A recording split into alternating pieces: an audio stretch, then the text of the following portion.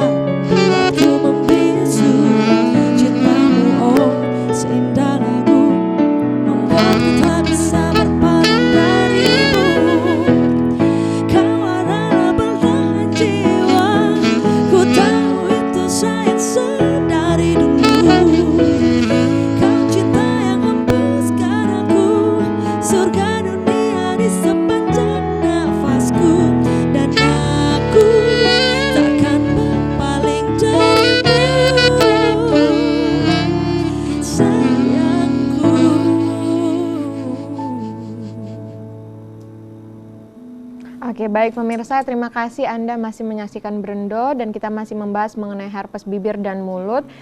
Kita langsung mau tanya aja, ini bagaimana kondisi terburuk yang dialami oleh penderita herpes, Dok? Tadi kan yang diabetes ya. Kalau yang lain-lainnya? Kalau kita ngomongin komplikasi berarti ya, Dok ya. Kalau kita ngomongin komplikasi, tadi sudah disebutkan salah satunya adalah dehidrasi ya, karena kesulitan untuk intake air minum. Terus juga tadi sudah ngomongin bahwa herpes ini juga bisa menjalar sampai ke otak.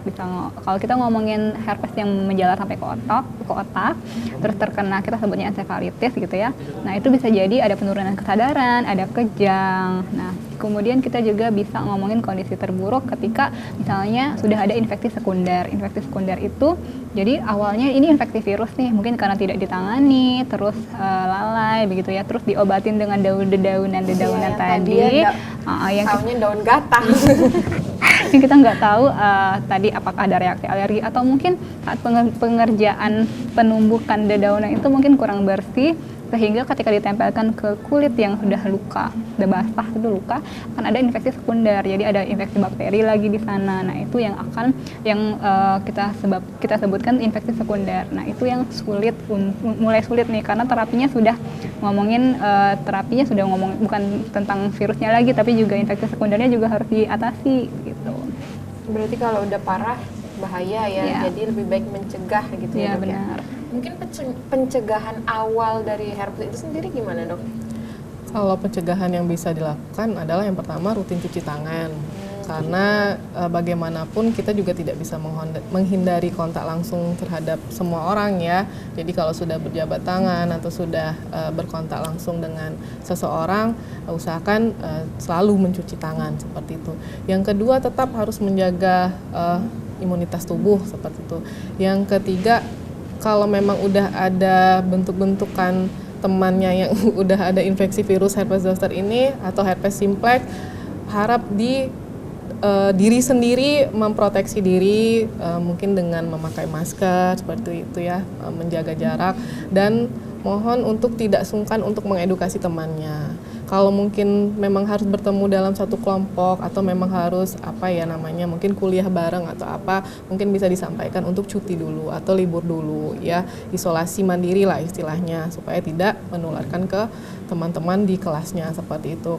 Yang kalau yang herpes simplex yang tipe 2 yang genitalis, Untuk pasangan-pasangan yang sudah menikah atau berhubungan seksual itu tadi itu harus dijaga higienitas dalam hubungan seksualnya. Kalau memang ada salah satu pasangannya yang HSP, tolong untuk jujur kepada pasangannya supaya bisa untuk tidak melakukan hubungan seksual beberapa waktu dulu seperti itu.